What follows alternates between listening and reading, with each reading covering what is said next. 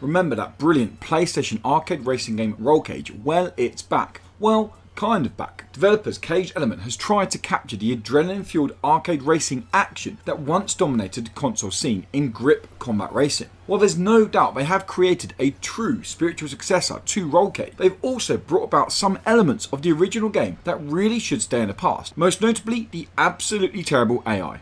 Before we dive into the misfortunate happenings of the computer-controlled opponents, let's celebrate what Grip does well, offering high speed and action-packed racing. Tearing your way through the different stages at over 250 miles per hour is a lot of fun, and the fact that you can use both walls and ceilings to get a better racing line over your opponents, and you'd think you have all the ingredients for the perfect arcade combat racer. However, for every turn Grip takes to offering the perfect arcade experience, it puts a rather annoying speed bump in the road, often slowing down your overall experience with the game.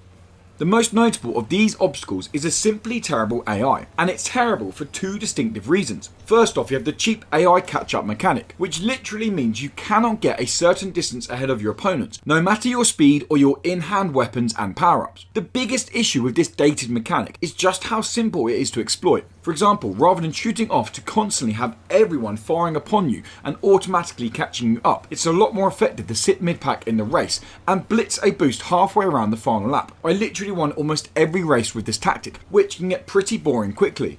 The second big error with the AI is simply how dumb they are. Speed in Grip is only half the battle. Collecting weapons and firing upon enemies is the other half, especially in the ultimate races and arena matches. But once again, due to their poor design, your AI controlled opponents will often drive straight past the power up, or literally in a straight line in front of you, inviting you to send a rocket up their behind. Playing through the roughly 10-hour campaign will see you partake in a variety of both races and arena events. Although the races start to offer a slight challenge towards the end, the arena matches are literally a joke. There wasn't a time I didn't win by at least double the second place's score, even on the hardest difficulty. Although the poor AI does put a real dampener on the game, the easy way around this is to take your battles online, and this is where Grip Combat Racing really starts to show its real horsepower. Every one of the tens of online races I played in was a lot of fun and actually offered an organic challenge. The arena matches also reached their full potential in the online lobbies. Too often I nearly fell off my chair due to the edge of the seat action available in online play. The same goes for local multiplayer. Although I haven't played Grip on the Nintendo Switch, sitting next to three friends and racing at obscene speeds on the go is something I can only imagine would be a lot of fun.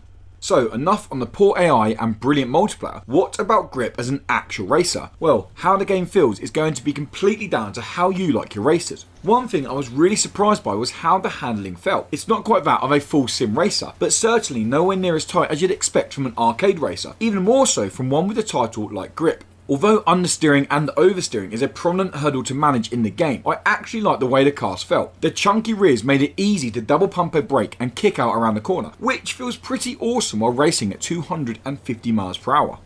While the handling of your cars on the ground or ceiling feels pretty good, controlling the movement of your car in the air is almost completely opposite. By holding down R1, the button right above your accelerator, you gain the ability to maneuver your car in the air, a vital skill given how crazy the tracks can get. The two things that feel horrible about this are firstly the position of the button. You have to take your finger off the accelerator to even open up the ability. Secondly, moving your car in the air feels very light, almost like controlling a feather rather than a car called the Juggernaut. The inconsistent feeling of this mechanic often resulted in me ignoring the ramps and jumps or only hitting them when I knew I was safe to do so at full speed, which really doesn't fit in with the overall design of Grip.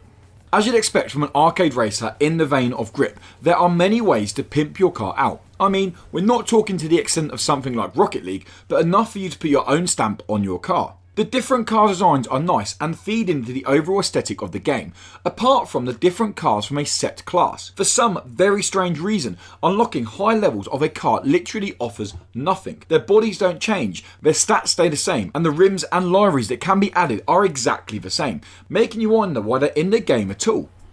There's no doubt Grip Combat Racing offers some fun, especially in the multiplayer modes, tearing through the different well-designed tracks at blistering speeds while laying waste to online opponents or your friend shines a light on Grip at its full potential. But some very poor and easy to exploit AI design makes the single player side of Grip a rather boring and tedious affair that, in all honesty, it struggled to keep any grip on my overall enjoyment of the game.